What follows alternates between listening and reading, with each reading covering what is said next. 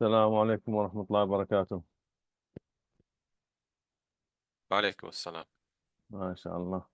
Inshallah, I'm going to go ahead and get started. It's already 7:36, inshallah. And Bismillah ar-Rahman ar-Rahim. Wassalatu wassalamu ala Muhammad wa ala alihi wa sahbihi ajmeen. The session, inshallah, will be recorded again, just for everybody to know. And please make sure that all your mics are muted. And if you have any questions, inshallah, either send them via the chat or you can ask the question, inshallah, at the end of the session. So we'll do the second part.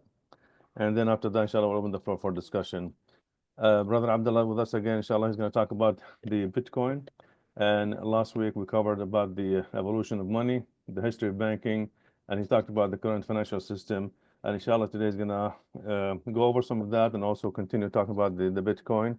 And inshallah, without any further ado, because he's, mashallah, he takes his time and he's very passionate about this, we'll give him the floor and let him get started, inshallah. Fadl, Sheikh. All right. Yeah, Bismillah ar-Rahman brother, ar-Rahim. brother. Correction. Yeah. Okay. So, thank you for giving me the opportunity.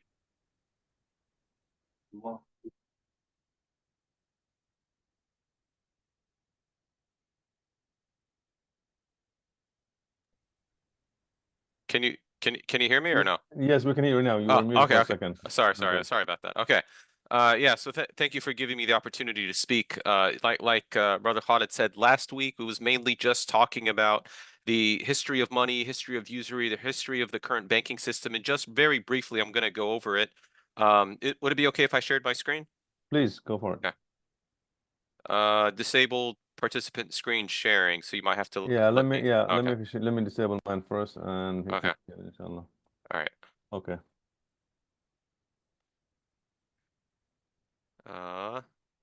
It's still saying it's you've disabled it. It's disabled. Why is it disabled? Yes, yeah. Oh, you know what? Because you're not co-host yet. Allow me to Oh, make you okay. a co-host first and then Okay. you can do that. That's why I forgot to make a co-host right now.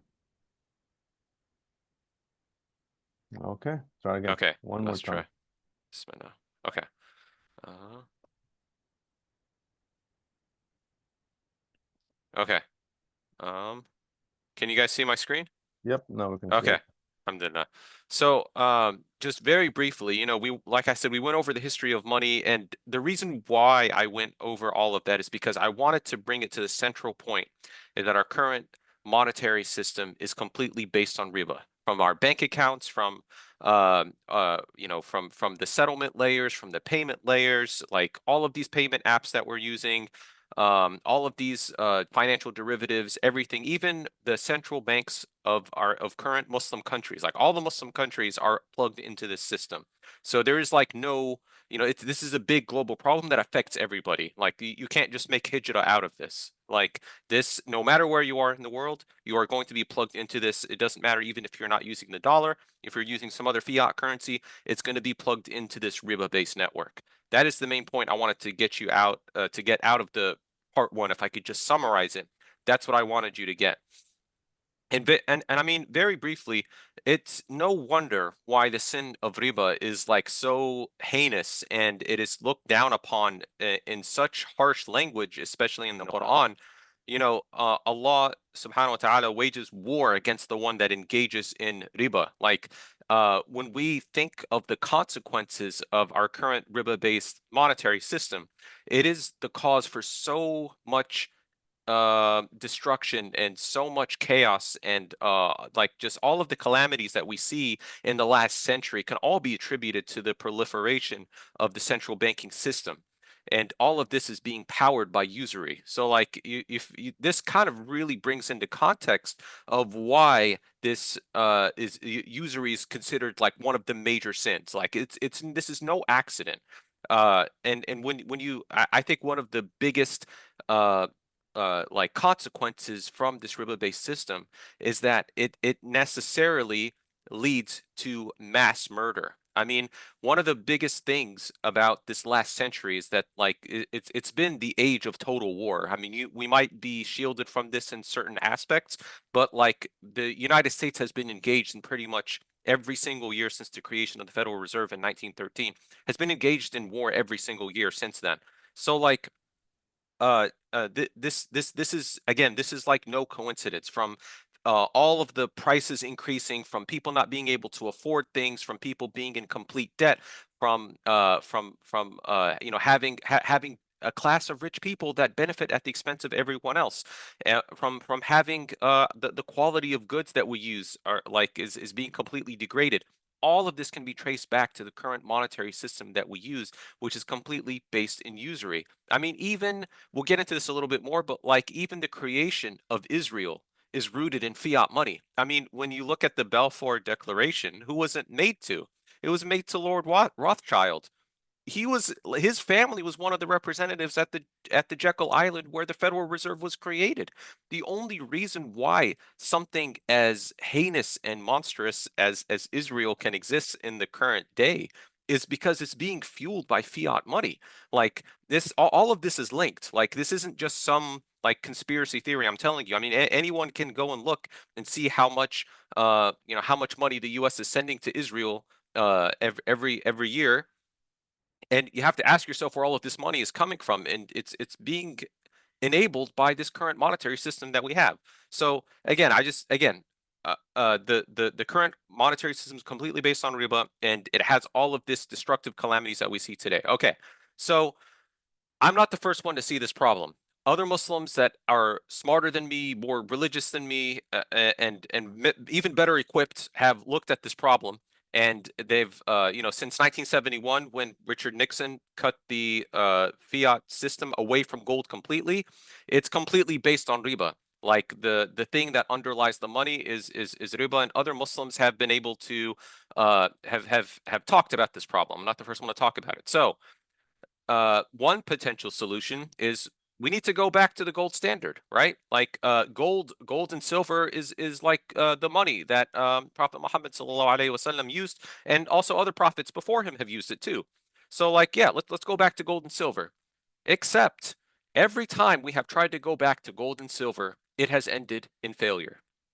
One of the most famous examples, and it's not really all that famous either, but like I feel like one of the best attempts to try to bring back the gold standard is from what's called the Murabitun movement. Now, this picture on the right here is a gentleman by the name of Sheikh Abdul Qadir al-Sufi. Now, this is long story, but this guy was a was involved in he was an actor back in like the 60s and 70s, and he eventually converted to Islam. He traveled to Morocco, and he like converted to Islam. But he is I will say like part of the Sufi tradition of Islam. Now I'm going to be saying this a lot this slide, but I do not affiliate, or like I am not Sufi, or I don't affiliate with any of the people that I'm going to be talking about on this slide. But I do want to give examples of Muslims that have tried to go back. And I'm just going to give you a few examples, and then we can see all of these ended in failure. So Sheikh Abdul Qadir Sufi, he studies in Morocco. He becomes this big sheikh within the Sufi tradition. And then he goes back to England, and he starts his Murabitun movement. So where he tries to gather people for this like reawakening, trying to bring back the Khalifa. And one of the things that he emphasized was that we need to bring back the institution of zakat, and that's why we need a khalifa. And when we bring about the khalifa, it's great things are going to happen. And one of the things that he promoted was the use of gold and silver as money. And one of his famous students is Omar Vadilo, who spearheaded this gold dinar movement. It has a Wikipedia page. You can go read about it. But essentially, they with all of the members all across the world have tried to bring back the gold standard, but in the hopes of trying to get this Sunnah-based currency back and reinstate it, and then this would allow and facilitate the bringing back of the Khalifa. And actually, if you read about the gold dinar movement, they actually had some success. One of the provinces in Malaysia, it's called Kelantan. It's one of the provinces there. They actually got the governor to issue gold dinars and silver dirhams, like actual gold and silver currency. So like they had some success. Like it did seem like, and this was like in the 80s, 90s, early 2000s, where they like tried to bring back the gold and silver standard, but like it didn't go anywhere. People didn't transact with the gold and silver metal. They would prefer their local fiat currency. And even if they did try to transact in gold and silver, again, we talked about the weaknesses of gold as money. It That was the reality. People didn't actually use the gold and silver money. They would use trusted third parties to actually transact with it. So like you never actually saw the gold and silver dirham actually come back, even within that state of Malaysia. So in 2014, Sheikh Abdul Qadir Sufi, he has a blog post or whatever. He's since passed on in 2018, but in 2014 he released this blog post that I have here. I'm not going to read it to you, but essentially at the very end he says, I now disassociate myself with the Islamic gold dinar and silver dirham. And just to make a long story short, he saw the problems and limitations of bringing back the gold and silver dirham, and he calls on people to like, all right, this gold and silver isn't going to work because it's completely tied, and you have to trust the current financial institutions that are based on usury to actually make this gold and silver money work. So he said, I've now abandoned this gold and silver. We need to think beyond it. And that's what it says at the end of the blog post. So like now the gold dinar movement is still around, but like no one, it hasn't really gone anywhere. So we could say that like this attempt has failed. Now, one attempt, another kind of attempt, is just a pretty weaker attempt, is Muammar Gaddafi tried to bring back the gold standard. Now, this wasn't anything official. It's not like he released any press release that I know of where he said he's going to bring back the gold standard. But there was plans, and from leaked emails and documents after he was killed, about some grand plan to unite Africa under this one gold currency, and he was going to bring back the gold standard. Like, and he did have the intention to do it, but we all know what happened to Gaddafi. He ended up being killed. I don't know what the reasons are. I'm not going to speculate, but I'm just letting you know that there was an attempt by like a powerful like king that was going to try to bring it back, and something happened. He ended up getting killed, and that plan never came to fruition. And lastly, another example, and again, I don't affiliate with any of these people that are on this slide. I'm just giving you examples of attempts that Muslims have tried to bring back the gold standard. One is actually through ISIS. They actually released a video that was called "The Return of the Gold Dinar." They had like this big promotion and how, like, they're gonna bring back the gold and silver standard, and people are gonna be transacting with this Sunnah money.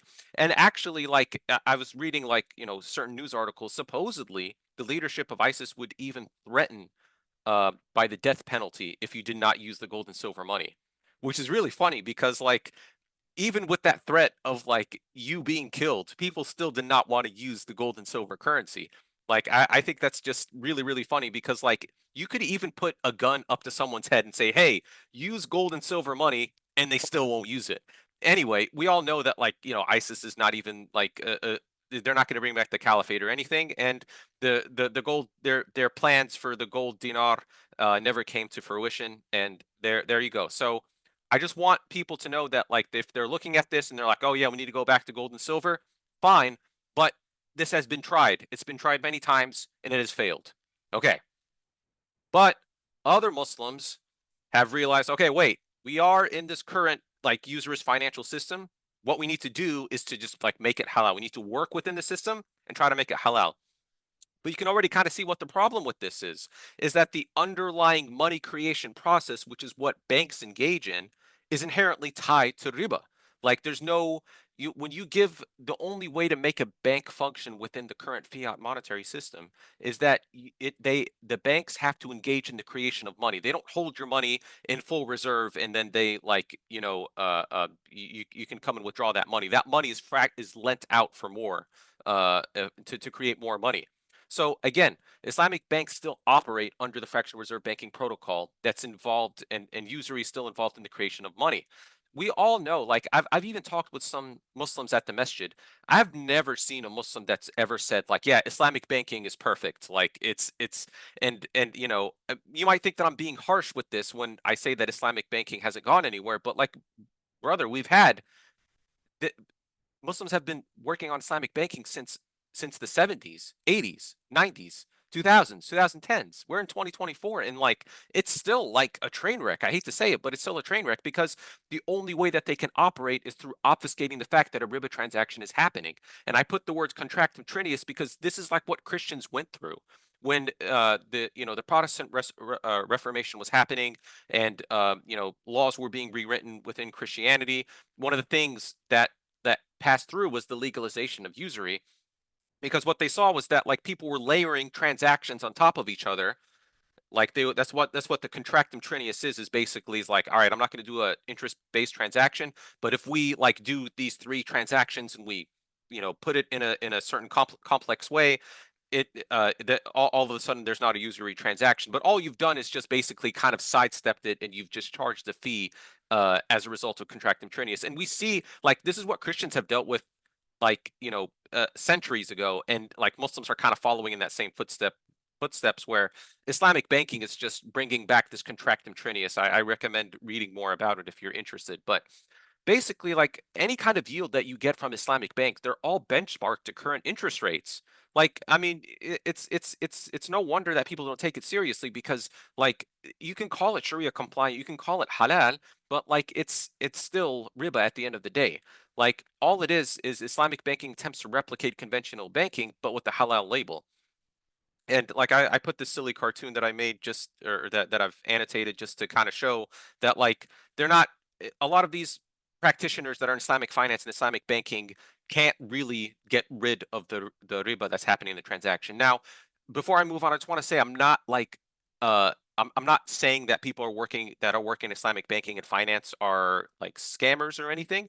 It's just that the current nature of the current fiat monetary system necessarily means that you have to play by those rules. So they're just like they're not purposely trying to scam you. I really don't believe that like all of the entire Islamic banking industry are like deliberate scams. It's just that the only way to actually operate as a bank is that you have to engage in the usurious fractional reserve banking system.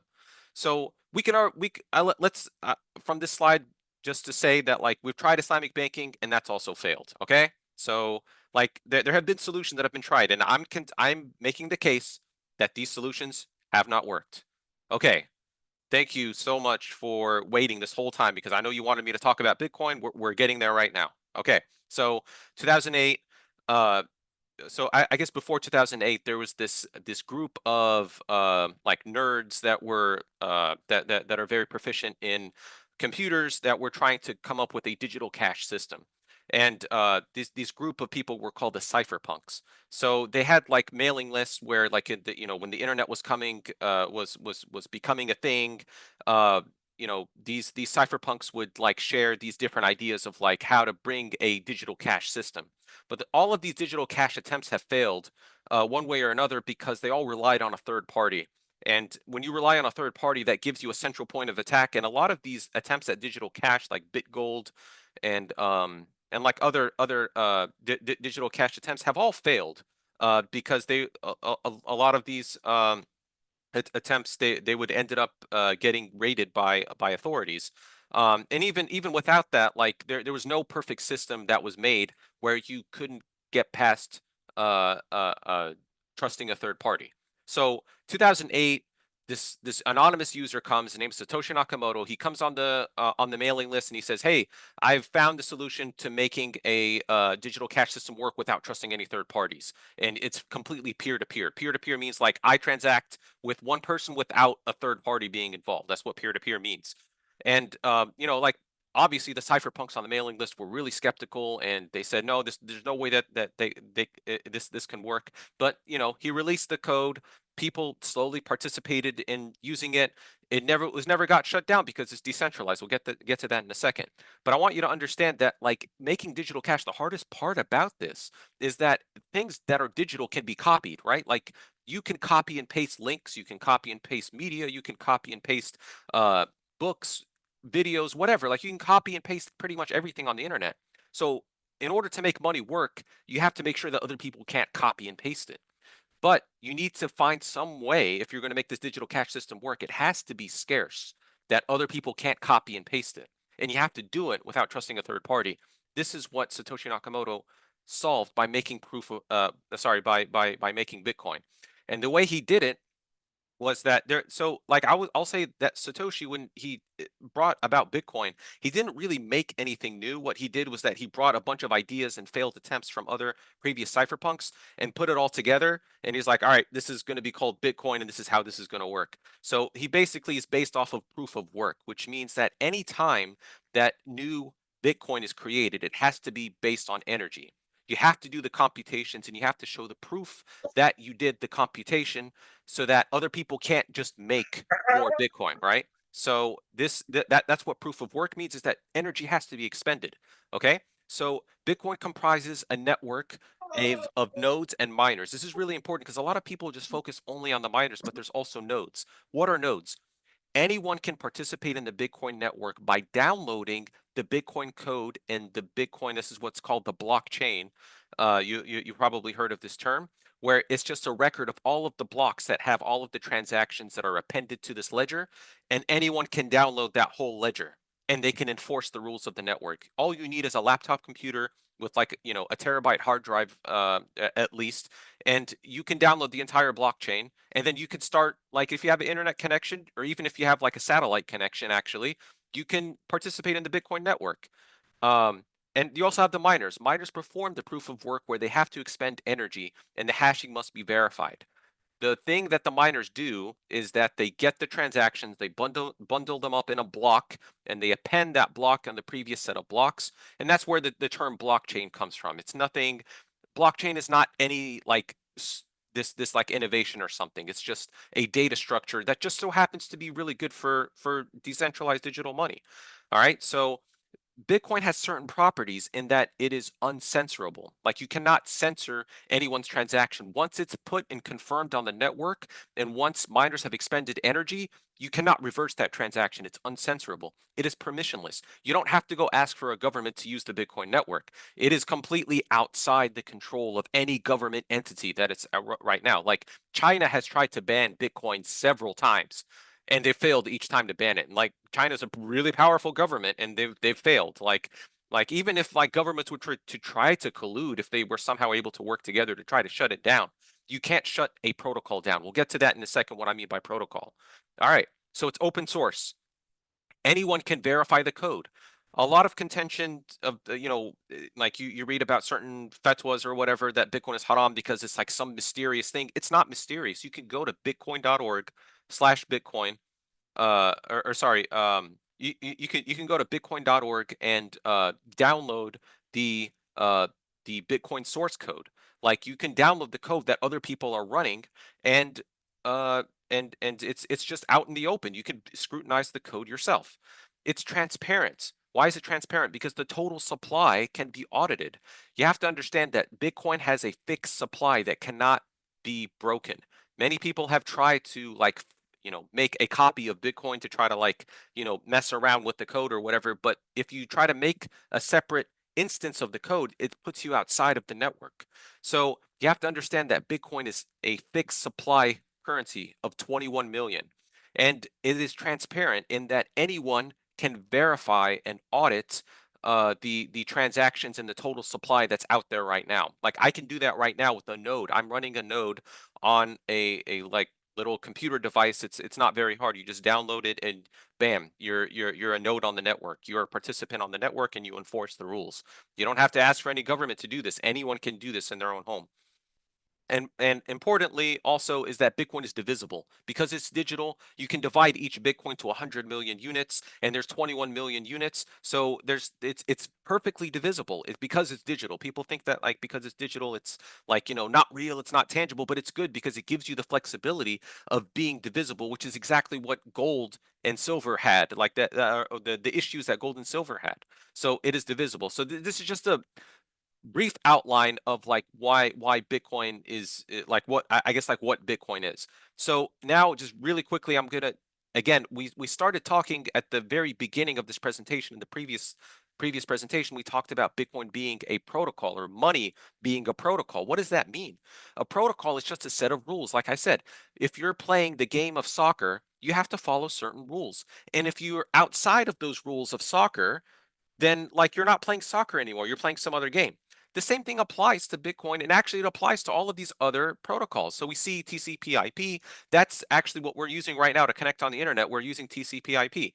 There's HTTP. Whenever you go to a website, that's a protocol.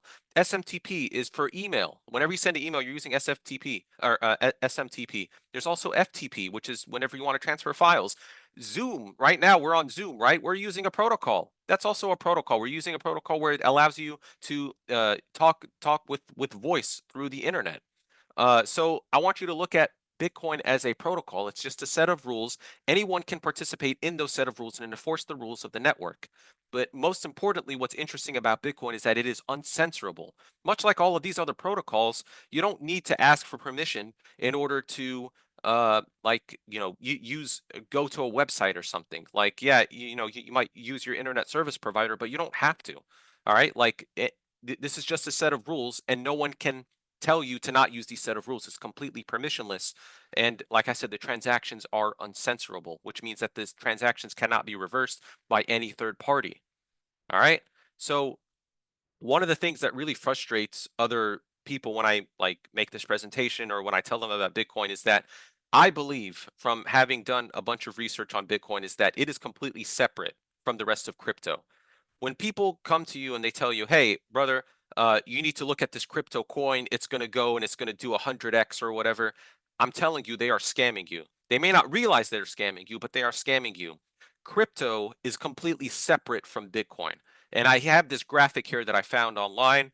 I didn't make this graphic, but it's beautiful because it shows that the perception, people think that like crypto is like here and Bitcoin is just a small part of it.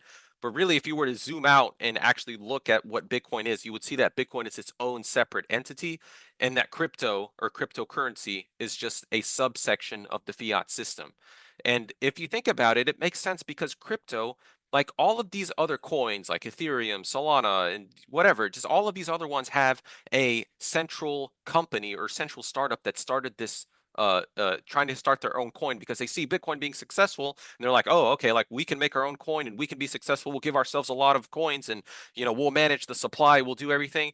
All they're doing is they're reintroducing fiat, but like with themselves being as the leaders in being able to manipulate the protocol however they want. So again, we see that all of these other cryptos are centralized.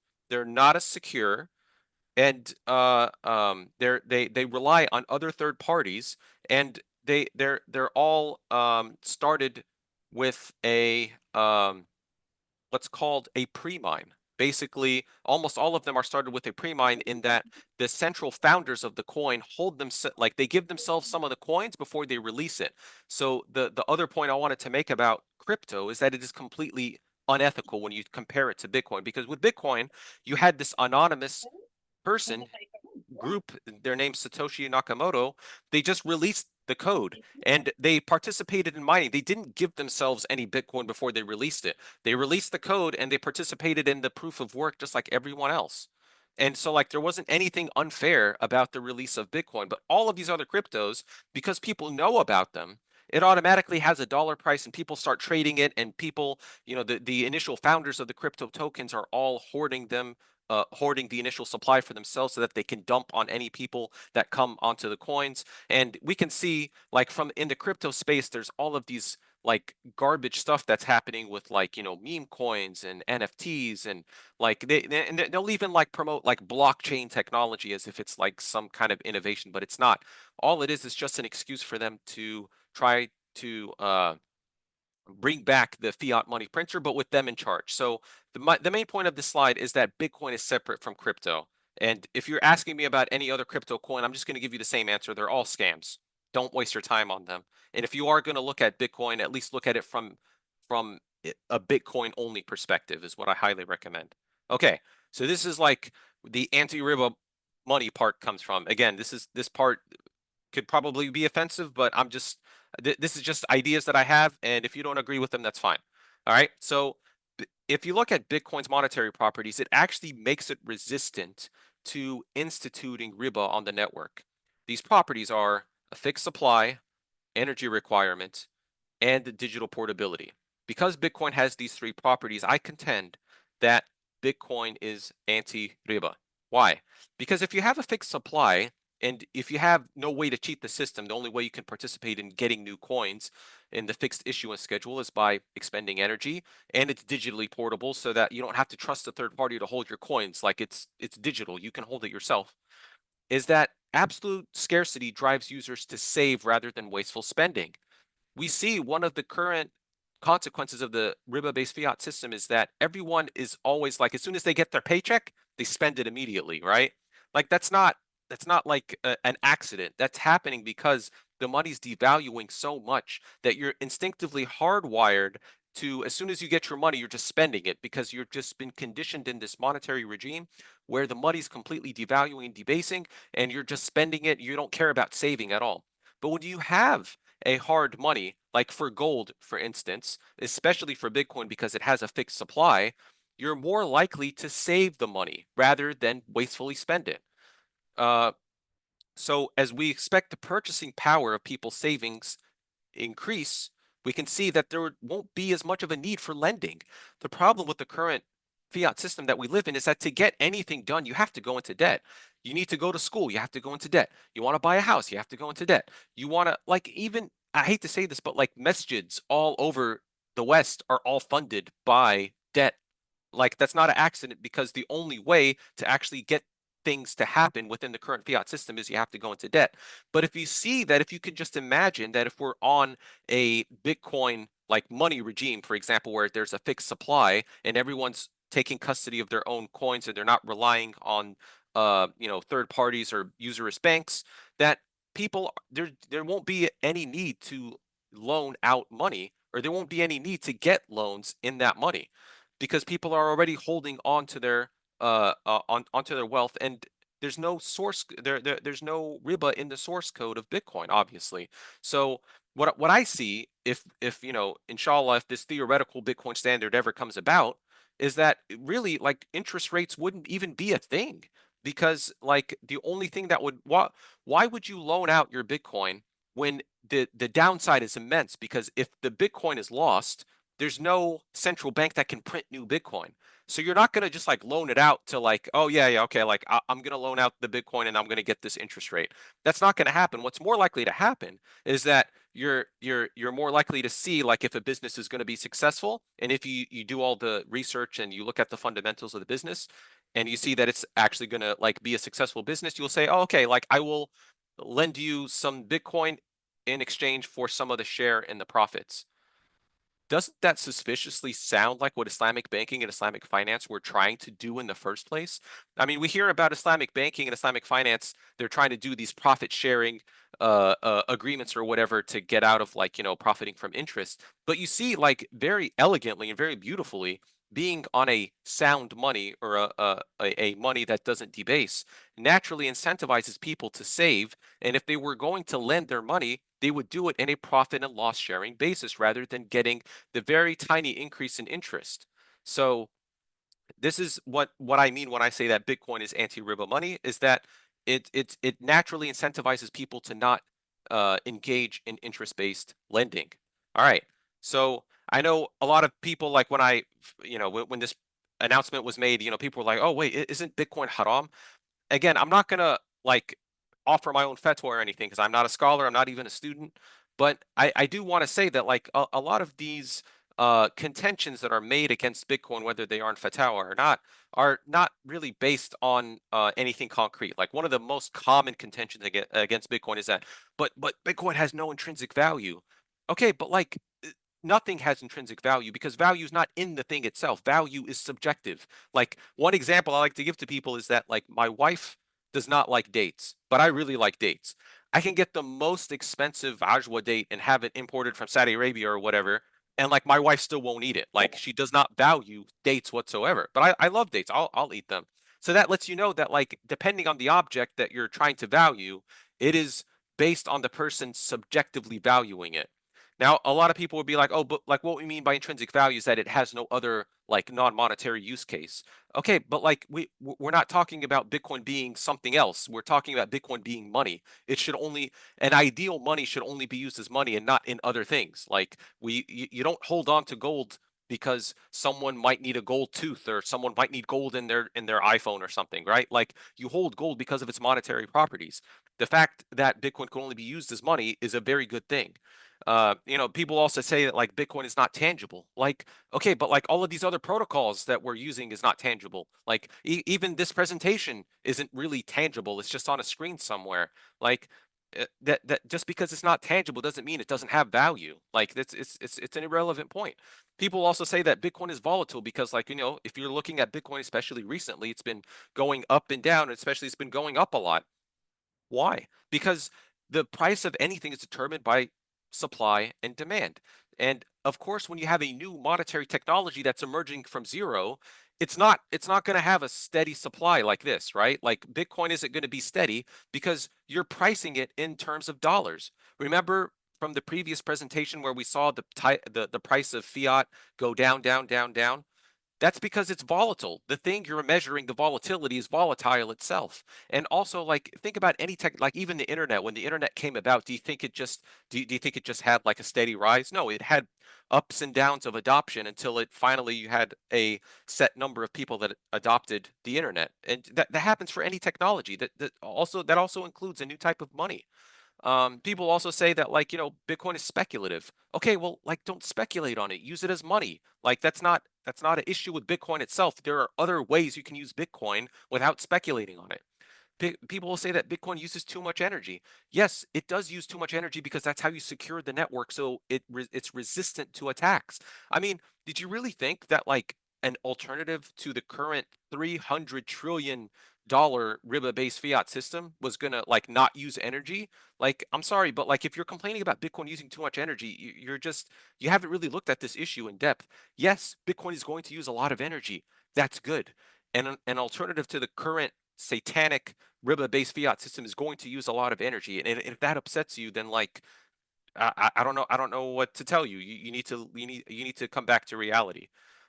People will say that, like, oh, we don't know who Satoshi is. That's good because, like I said in the other slide talking about crypto, you have all of these leaders, these crypto people that try to become leaders of their own crypto coins, and that creates a centralized point of failure. What Satoshi did is that he released the Bitcoin code, he released the white paper, and he kind of, like, helped, like, the community, like, make some optimizations for it at the very beginning. But then in 2011, he said, all right, this Bitcoin project seems like it's in good hands. I have other things I have to work on. You guys are good. And he left. Like, what that shows is that Satoshi had the humility and humbleness to actually leave the project. So he's not on, like, social media promoting, like, oh, you need to buy this coin or whatever. He had the humility to leave. This is good that we don't know who Satoshi is because it makes it more decentralized. It makes it resistant to attack.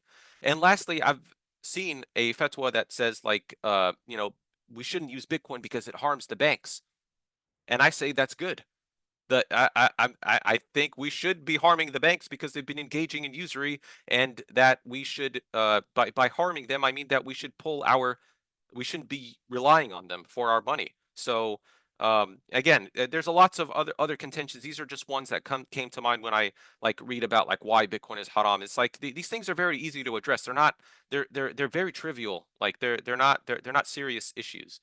And one of the things is, like, people will say, like, oh, well, Bitcoin's not being used. I can't buy my groceries with Bitcoin.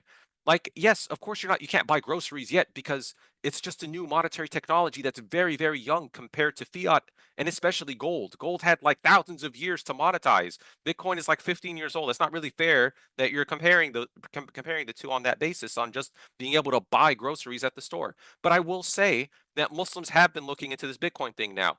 You can go on Islamic-marketplace.org right now, and you can find certain vendors that are Muslim based or Muslim owned that sell certain services. Like, you can even go onto this Islamic marketplace and find someone in Canada that sells coffee, a Muslim brother that sells coffee, and he takes Bitcoin. So, like, I'm just giving you this as an example because people will say, like, oh, no one's using Bitcoin. I'm like, dude, people are using Bitcoin, and Muslims are using Bitcoin. Like, even right now, this website was created by a brother that I connected with. He's a Turkish brother that lives in Germany, and he feels very strongly about this. And he's like, "Look, I'm going to make a website. I'm going to try to get people to sell their products on the website, and you can go and check it out.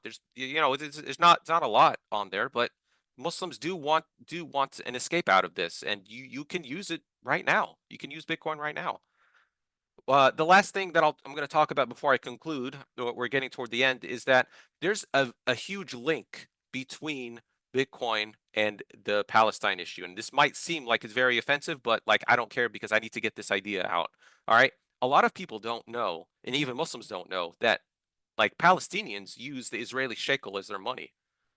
I didn't even realize. So my father's from Palestine, and like one of the things that's like was really surprising, even when I was a kid, was that Palestinians use the Israeli shekel as their money, and the Israelis can print the money, but the Palestinians can't really do that. They can benefit at the expense of Palestinians, in addition to like bombing and massacring them. But this is like a type of economic warfare that the Israelis are doing, and like you can't really Palestinians don't have access to the same payment apps. They don't have access to Cash App and PayPal and Venmo and all this stuff. And whenever you do want to send money, like whenever I send money to my cousin in Palestine, he lives in the West Bank near Bethlehem. I can use Western Union, but he prefers if I just send him Bitcoin because it's so much easier. It's cheaper, it's faster, and there's no worry about getting the funds getting confiscated or shut down. I can just send it to them, and there's nothing any government can do about it. Because it's uncensorable. Like there's nothing the Israeli government can do to change the rules of the Bitcoin network. Like they've got to be really frustrated. I would say that like the Israeli government has probably got to be very frustrated at this Bitcoin thing, because like Muslims have been using it. There's a really good article I put on the side here. If you want to link for it, I can link it to you. And it's by this guy. He's non-Muslim, but he talks about Bitcoin being the Palestine's currency of freedom. Basically, if Palestinians don't want to use the Israeli shekel, Bitcoin is a very good alternative to that.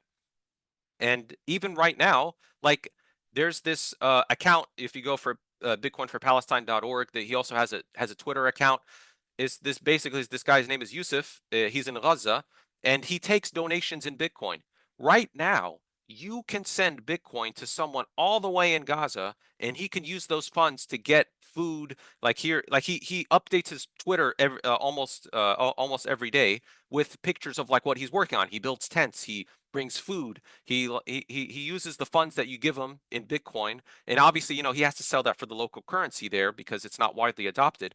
But the point of this is that, like, right, you can complain about Bitcoin any way you want.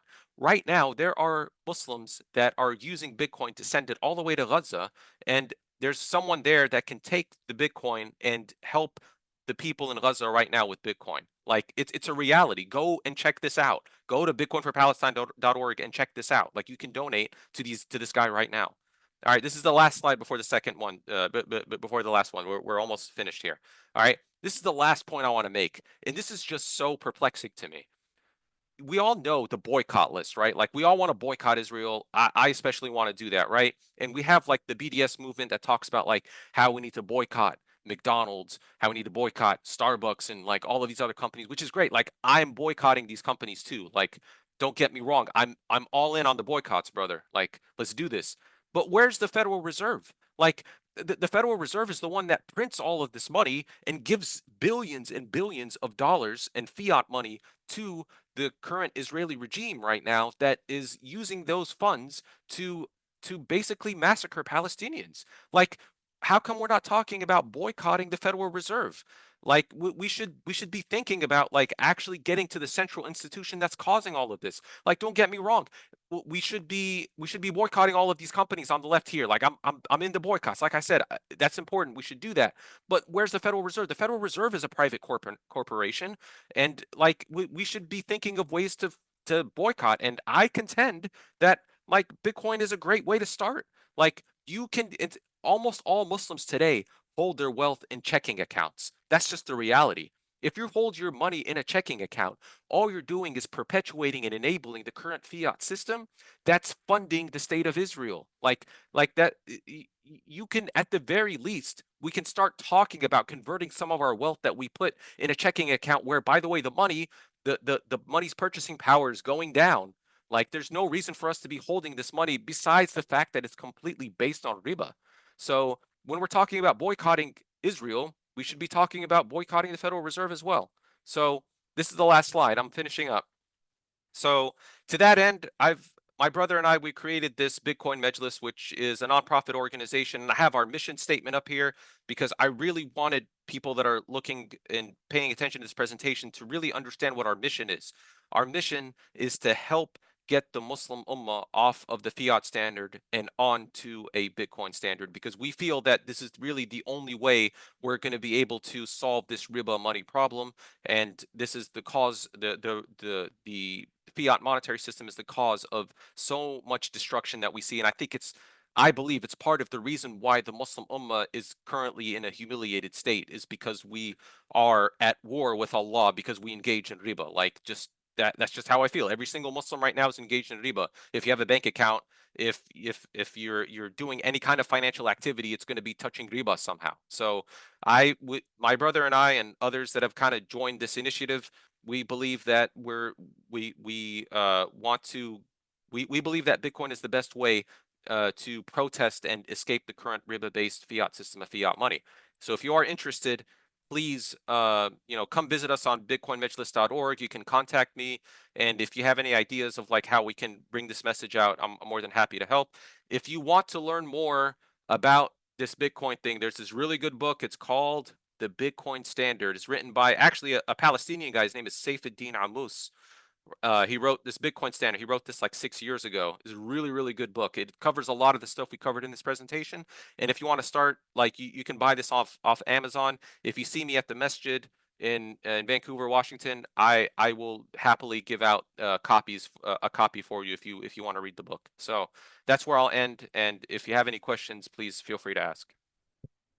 Jazakallah khair, Brother Abdullah. May Allah reward you, inshallah. It's a lot of information, and I really commend you for the speed of your presentation, because otherwise it would take us like several weeks to cover all this material. MashaAllah. Yeah, May Allah reward. it's Jazakallah khair. well, yeah. So please now feel free. Anybody have questions, wants clarification or comments? The floor is wide open. Unmute your mic, or you can send your questions via the chat, whether to Abdullah or myself, or to the whole chat group, inshallah.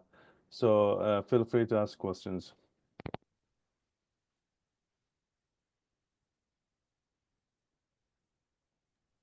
Okay, I'll start, inshallah. So the question came up, says, how can I buy Bitcoins? SubhanAllah, when I was giving this presentation at ICNA earlier this year, that was like I had a line of people like light up, and the very first thing they were like, "All right, Abdullah, I'm convinced. How do I like buy Bitcoin?" So, He again, doesn't say, the question doesn't say I'm convinced. Just say, how can I buy it? That's it. yeah. So, like I said, first of all, try to read about it. I do recommend, even if you think you understand the problem, at least like get the book and start like reading it. It's not a very big book, but just like start reading it just to learn about it. But if you want to start buying it, there's many exchanges that you can start with. I don't recommend doing a crypto exchange because they have a lot of other coins on there and it's just a distraction. I recommend using something like a Bitcoin only exchange like Cash App, for example. A lot of people don't know that you can buy Bitcoin on Cash App. So if you have Cash App on your phone, you can just buy Bitcoin on there. That's fine. I would say the next step after getting Bitcoin from an exchange is that you want to self-custody it, which means you need to take it off of the exchange. If you buy Bitcoin and it's held on an exchange, it's not real Bitcoin because it has the same problems as the banking system where the exchange can loan it out if they want to, which they do. And it's not really your Bitcoin, so you have to take custody of it. And this is like if I had to do a part 2 presentation of this, like it would be on how to custody your Bitcoin, which is like basically taking it off the exchange and putting it in where you control the private keys of the wallet. I can go over that if you want, but as a very first step, like I said, don't go all in into this thing because that's not what I want you to do.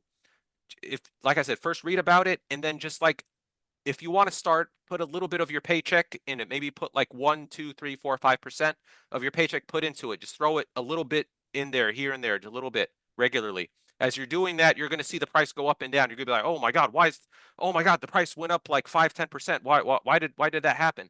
You'll start reading about it and understanding like why, like what this technology actually is and why the price is going up and down. And then eventually, once you start getting a savings in it, then we can talk about getting that coin off of the exchange. And I can help with that, inshallah. Inshallah. Another question came in, says, is Bitcoin independent of American economy? Like, does it change like the dollar does during election or presidencies? So the thing about Bitcoin is that, again, no government controls the supply of it, right? So like the price of anything is dictated by supply and demand. So whenever like the demand for something increases, what happens with the supply? The supply also goes up, right? Because like manufacturers, like say, like laptops, like say like laptops become high in demand, right? So manufacturers rush to go make more laptops because there's demand for it and the supply increases. But what happens with Bitcoin? Because it has a fixed supply, if the demand keeps going up, the supply just stays the same. So in terms of like whether it's it's related to elections and presidencies, the short answer is yes, but like so is every other commodity. Even the price of the money itself that you're measuring, the price of Bitcoin is also dictated by those things as well. And that's just a reality of supply and demand. So like as the beginning stages of this Bitcoin thing monetizing from zero, it's inherently going to be very volatile, and it's going to be based off of what people say, what the election is, what foreign policy is, what American policy is. It's just that's just how it's going to start. But once you have more, and the thing is like Muslims are very absent from the ecosystem within Bitcoin. And my hope, inshallah, is that we can get more Muslims involved in not just like buying Bitcoin, but also developing and making relevant tools for us, inshallah. Is it 100% untouchable? Um, Yes, because you save the keys of so whenever you have a wallet, the way a wallet works is it has a public key and a private key. The public key is what you send out to the public that where you can receive Bitcoin addresses. The private key is what allows you to access the funds that are in that wallet. What is a private key? A private key is just a long string of zeros and ones.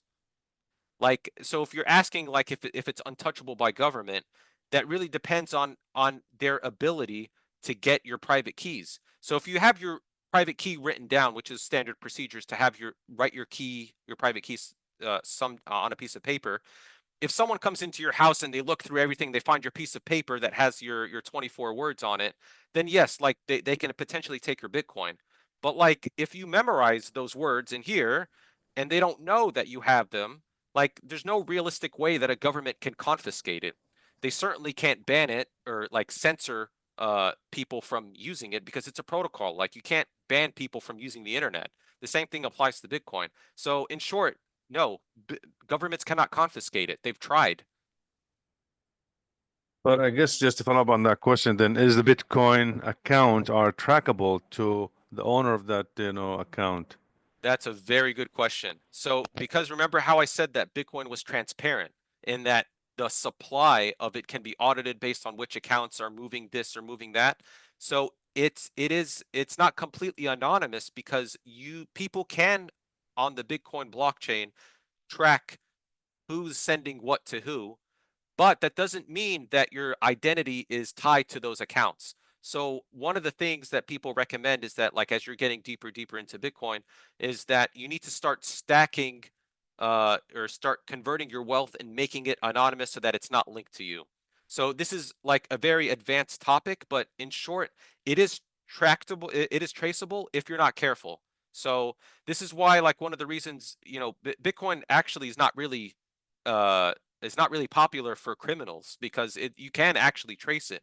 But if you're if you're careful and you make sure that like you don't attach your private identity to the wallet, then it's basically untraceable. Like governments can't know how much Bitcoin you have or what you're sending.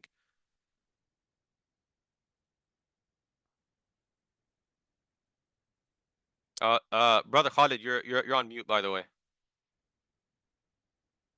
Thank you for noting that. And the next question says, is it possible to help us step by step and how to start buying either in person or online Bitcoins?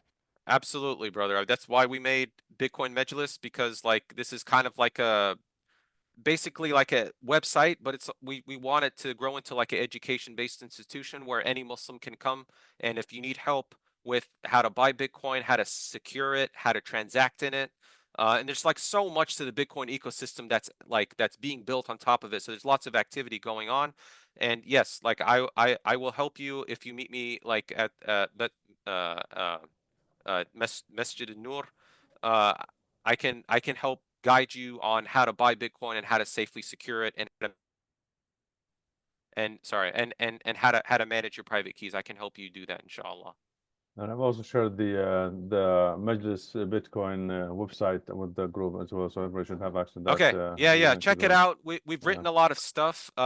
We haven't yet like written a guide, a very detailed guide on how to like, secure Bitcoin or like how to like secure your own Bitcoin or how to like buy some, but we do have a little bit of like how to transact in it. There's also a lot of like other relevant material talking about like also like the current fiat system that we talked about as well, because that stuff is really important. So inshallah, if you meet me at the masjid or if you contact me online, I will help you get started on this journey, inshallah, if you want to get started. No. I have a quick And question. Yeah. Okay, so with Bitcoin, it's like there's already people with a lot of Bitcoin, and there's like a fixed amount of Bitcoin. So it's like it feels like there's people that are already so ahead on the Bitcoin game, and it's like, how would you ever catch up to people who already have accumulated so much Bitcoin? So I will say that like a lot of people have accumulated, like even like in the very early days, people will complain of like, oh, I had thousands of Bitcoin and I ended up like giving it away, or like I ended up like buying something with it and now it's like worth billions and billions of dollars or something. Yeah, like the people that are going to get in early are going to have an advantage. That's just the reality of it. Been the reality of any technology, whether it's been the printing press, whether it's been the steam engine, whether it's been the internet. The early adopters have the advantage because they get to use it first before everyone else. The same thing applies to Bitcoin. And yes, there are people that like, one company that's been accumulating a lot of Bitcoin is this MicroStrategy. You probably heard it in the news where like they've been accumulating a lot. And yes, but eventually, they're not going to hold on to it forever. They're going to eventually sell. Like I believe that yes, there are people that are going to come in ahead of you, but at the end of the day, they're going to have to sell at some price. But I would hope that, inshallah, with this initiative, I can get more and more Muslims to understand this first, because like there's only like 1 or 2% of the global population that's like looking at Bitcoin. There's like it's not like you've heard about it in the news, but there's no like widespread adoption of it. Like if we were to compare it to the adoption of the internet, I would say like we have about the same amount of users as like 1996 or 1997. Remember, like, I don't know for any older people that were back then in the 90s, remember the adoption of the internet. Like in 1996, 1997, it was still like, and a lot of people weren't using it, but there were some early adopters. I would say like we're at that stage right now with Bitcoin. Allahu alam, I don't know. But I will say, yes, there are people that benefit at the expense of everyone else if they come. I wouldn't say at the expense of everyone else because they're not depriving you of any Bitcoin because it's perfectly divisible. It's not going to run out because it's always going to be divisible and there's always going to be a price with it. So my suggestion, just as a broad response to your question, is I want Muslims to come out ahead and I want Muslims to be empowered by this before the rest of the world gets in on this. And we are still very, very early. Jazakallah khairan. Well, Yakum. as we said last week, you mentioned that money loses value over time. And the question came and says, what about the value of Bitcoin? The market is constantly changing. So does it also change over time, or how does that work? Yeah, that's a very good question. So, because people are buying and selling constantly, like even right now as we're speaking, there's buys and sells that are happening. The price is going to go up and down. That's just supply and demand. Like you pick up any basic economics textbook, it's going to talk about that. But the advantage, or the thing that's very different about Bitcoin, is that the supply is fixed at 21 million. So no matter how much demand comes on to the Bitcoin network, the supply is going to be fixed. You can't make more than 21 million. So what happens is that naturally the purchasing power of Bitcoin is yes, it's going to go up and down, but it's going to go up and down over a long enough period of time. Like right now, if you look at the price of Bitcoin, it's like almost $100,000 or something, because there's no way to make more of it. If you wanted a stable price in dollars, then like use dollars, because apparently that's people think that's stable, but it's really not. So yes, like over time we see that Bitcoin goes up in value only because there's a fixed supply and there's infinite demand, potentially infinite demand. So that, yeah, like it's going to be up and down, but over time we kind of expect it to go up because the supply is fixed. So Abdullah, I'm a bit confused myself now. So when you say it's fixed? Is it an actual tangible thing that you have the Bitcoin, or is it all just the code and acknowledgement and the protocol saying that you have X number of Bitcoins? And if that's the case, then why not be able to increase it beyond the 21 million? That's a very good question. So that's again, I go back to the example of trying to change the rules of soccer. So like say for example, you don't like that you can't touch the ball with your hand. I hate that about soccer. You can't touch it with your hand. If you were to make if you were to say, all right, we're going to change the rules now so that like you can touch it with your hand, but like all of a sudden you're not playing soccer anymore. The same thing happens with Bitcoin. If you were to say, like, say, if there were a group within the Bitcoin community for whatever reason, they were going to say, all right, let's increase this 21 million to 42 million.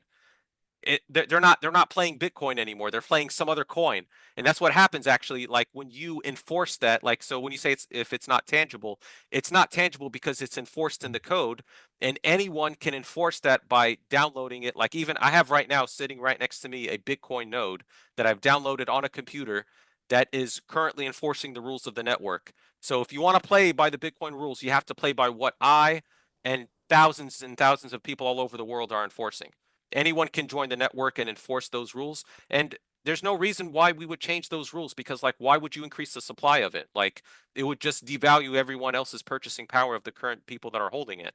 So, people have tried to change that supply, actually. People have tried to change it, and they all failed because people were not playing Bitcoin anymore. They were playing Bitcoin this, Bitcoin that. I wish I had a graphic here where it shows like all of these other coins that have tried to like they wanted to increase the block size, they wanted to like give more awards to miners or whatever. They've all forked off. That's what's called a hard fork, where like you have a deviation from the protocol and all of a sudden you're not playing Bitcoin anymore, you're playing some other coin. So there's no reason that it would ever increase because that's just what the rules of the network say. And everyone if you want to play by Bitcoin's rules, you got to play by the rules. Got it. Thank you. So the amount of Bitcoins available, since they're not physical, is just an acknowledged number or fixed by Satoshi when he came up with a code and left it at that. And everybody who joined the game, as you say, agreed to that principle and left it fixed at that number. But it's not something that's actually accounted for. There's only 21 million. That's all it is. It just cannot go beyond that number in code. Yeah. So what Satoshi did was that he did we say a fixed supply, but really if you think about it, it's a fixed issuance. What I mean is that every block that gets added, there's a new amount of Bitcoin that gets created. So when Satoshi released the code, every block that was produced by miners would get the miners would get awarded 50 Bitcoins. After a certain number of blocks have been mined, that reward gets halved. And then after it's around a 4-year time period. And it's called the halving. I'm saying all of this is because eventually, once you keep cutting the halving over and over, you end up reaching a fixed supply. So you have like the supply keeps increasing, but it does this and it reaches some fixed asymptote. So it's like an asymptotic function if you remember from your math class. So like it eventually reaches a 21 million. Right now, there's like 19 point something million Bitcoin that have been mined, and people are still mining it even now. But eventually in the year like 2,140 or something, the last fraction of the Bitcoin will be mined and it'll be completely fixed. And there won't be like any new coins that are created. I'll pause and let someone else ask a question, inshallah. I have a Yeah. couple more questions coming through, but go ahead. Anybody else, inshallah? How do we start to mine Bitcoin? It's a very good question. So, mining requires you to expend energy and perform the proof of work computation, and you have to have what's called a it's called a mining rig where it performs the hashing function. So I would recommend if you're just starting out with Bitcoin to not get involved in mining. That's kind of something that like you do if you like have a lot of leftover cash and for some reason you don't want to buy more Bitcoin, you want to mine it because you want like a steady stream of income or something. Then you could look into that. But as starting, I would just recommend learning about how Bitcoin works and then like also just getting a little stack if you want to get involved. But if you want to get involved in mining, the only way to do that is you have to buy a machine that does the computations or the hashing for you, and you participate in the proof of work consensus to get more coins. Jazakallah. وإياكم. Okay, just for the sake of time, inshallah. So since Satoshi left, who's owning or who's controlling the Bitcoin right now? Or is it very much just an open code that everybody kind of will listen it from their end based on the open code source? So to answer that question, I mean, anyone that participates in the network is controlling it. I'm controlling it because I'm running the code, and thousands of other people all over the world are controlling it because they're all running the code too. So it's kind of interesting because there's not one single person that's managing it, but anytime there's like a like I guess to manage the code, there is a group of developers that are like that anyone can participate in this process where you propose like a certain upgrade or like you want to do some code change that doesn't put you outside of the consensus rules. There is a like development community, and anyone can join this development community because the code is open source. Like a lot of people, some people will say, oh, well, because there's this development team, then Bitcoin is centralized. But that I say is like, okay, like let them change it because I'm not going to run it on my node, and neither is thousands of other people that are running nodes. They're not going to run the code. So but I will say that I really wish that Muslims were more involved in the development that's happening right now in Bitcoin because there's so much stuff that's going on right now. And I think one of the worst outcomes that could happen with this Bitcoin thing is that tools are built for us rather than we as a ummah building tools for ourselves. And it's really sad because all the Muslims that are in Bitcoin right now are wasting their time with all of these other crypto coins that are all centralized and they're all they don't address the riba money problem that we talked about in this presentation. So my hope that inshallah is that as we get more and more Muslims to get interested in this Bitcoin thing, that they will also be involved in the development and the maintenance of the Bitcoin network. Jazakallah khair. Oh yeah. Any questions on the floor? Anybody have any questions or comments? Okay, one more final question, inshallah. Yeah. Earlier there was a question about is the Bitcoin trackable as an account? The question that comes up says, why is the hackers always asking for ransom in Bitcoin money? Are they not able to track their accounts if they get transferred money into their accounts for ransom, for hacking others' equipments and network? So I will say the most common way that criminals ask for money is actually through fiat money. They don't ask for Bitcoin. In certain cases, they do ask for Bitcoin. That's happened before. But of course, like when that happens, the media makes it sound like, oh, like all of these criminals are using Bitcoin, when it's really just a handful of cases that have where criminals have asked for ransom for Bitcoin. But like I said, there even criminals themselves have been caught because they didn't take into account their personal identity being tied to the Bitcoin wallet that they have. Because maybe like what they did is, maybe they have a wallet that was tied to some exchange where the exchange had to know their personal email, and like the authorities were able to link an email to like their identity or something, right? Like there are certain methods that if you're not careful, authorities can find out like which wallet belongs to you. But I will say for criminals, like 99% of the 99% of the time, criminals ask for fiat, not for Bitcoin. So like, if we were to really address this problem with criminals, I think we should focus. I think we should focus on fiat first, rather than Bitcoin, which makes up a very tiny portion of what criminals ask for. I think because I personally have got a lot of emails from people who are trying to scam for Bitcoins. And that's why I was wondering about the question actually, because they seem to prefer the Bitcoin methodology for some reason. And I was wondered if it's trackable or not. And that's where the question came together, Yeah. trying to Like I said, understand it. if you're not careful or like if you know what you're doing, it's very hard to track or almost impossible to track because the Bitcoin network doesn't know anything about your identity. Like you don't have to say like my name is Abdullah and I'm on the Bitcoin network. Like there's nothing like that on the network, but there are ways, and criminals have used this before, but they can also do that easily with fiat. There are ways to get cash you can get paper money and it doesn't have your name associated with it. That's what criminals actually prefers to use, is to use paper money, because that's the most untrackable way to actually to actually get away with crime. So I'm going to conclude with this question. Do Yeah. I have to use the fiat money system to buy the Bitcoin? Yes. So naturally, because we are all locked into this current fiat money system, if you want to get out of it, you have to use it in order to get out of it. Like, you know, if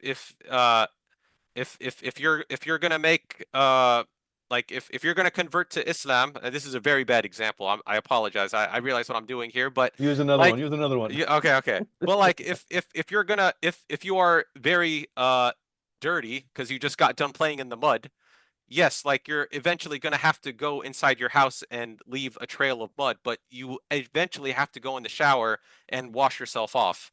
Like, yes, we are all involved in the current usurous fiat system, but the change is not going to be is not going to be instant. It's going to be gradual. You're, like I said, this is a very big learning process, and it took decades. Actually, I would say it took centuries for the current fiat system to emerge. And I don't know how long it's going to take for us to get out of this current system, but I hope it would be faster than like centuries. I hope inshallah we can get out of this, and I feel like Bitcoin is a very big piece of this puzzle that a lot of Muslims need to be paying attention to. So if I use the fiat money to buy Bitcoins, where's that fiat money eventually is going to end up in? Or who's going to control it all? Who's going to have it all? You know, the exchange, they'll take your money and they'll use it for their own operations. I mean, the thing, I think, you know, if we are really going to make a plan for escaping the current riba based fiat system, I think at the very least we should just see where our savings are. And like I said, the majority of all Muslims have their savings in a checking account, which is just like so like financially irresponsible. Is that I think we should just take a small portion of that and just convert it to Bitcoin. And every time we convert a little bit from our paycheck over time. That's what happened with me. Like when I started learning about this, I wasn't like, all right, I'm going all in on Bitcoin. But like I very slowly I just started like looking into this. I started reading about it, and once I like learned more about it, I started being more aware of like what the problem actually was. And now like I don't have my savings in like I don't have it in I don't have any savings in a checking. I still have a checking account just because like I have to pay my bills, and there's currently not really any way to completely 100% escape the current fiat system, but there is a way to 98 99% of the way out, and I think that's better than zero. So you know, I think that's where we should start. I think we should look at the savings first and get rid of our fiat as much as possible into, and if you want to buy gold and silver, like that's fine too, but I recommend buying the gold and silver metal and not buying some financial derivative on a stock exchange, because that's not really gold and silver. So anything we can do to try to get ourselves out of this fiat system is going to happen in steps. Jazakallah khair, brother Abdullah. May Allah Yeah. reward, inshallah. Anybody, inshallah, have questions or remarks before we conclude? It's almost 8:48, or is it 8:48 right now? And a beautiful lecture. I mean, this is great. It's a good, entertaining, subhanAllah, for us to understand the current system, and hopefully the alternative system, if somebody, you know, people like the idea and buy into it. And I'm sure at some point in time, the companies will be paying you with Bitcoins. Abdullah, Inshallah, if you have any your questions, paycheck. please reach out to me if you have any questions. I'll be more than happy to help or answer any questions, inshallah. جزاك الله خير وإن شاء الله سبحانك اللهم وبحمدك نشهد أن لا نستغفرك ونتوب إليك. جزاكم الله خير for attending, inshallah, and I'll have the recording, inshallah, available by tomorrow, inshallah. Inshallah. السلام Jazakallah عليكم khairan. ورحمة Thank you الله so much. وبركاته. Wa alaikum assalam. وإياكم.